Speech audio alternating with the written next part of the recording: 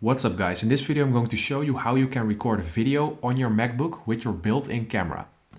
We're going over to the Launchpad and we're clicking on this app, the Photo Booth. And as you can see, when it opens, it will automatically activate the built-in camera. And this is my face, as you can see. And we want to create a photo, then we just click on this red button, but we want to record a video, record a movie clip. So we click on this video icon. And then we click on the video. It will count down and then your video will start. And it will just record anything that is in your camera, so your face, you can speak to it, you can record something for a presentation, you can do a lot with it. And when you're finished, you just press this button and your recording will be stored in here. Video will start.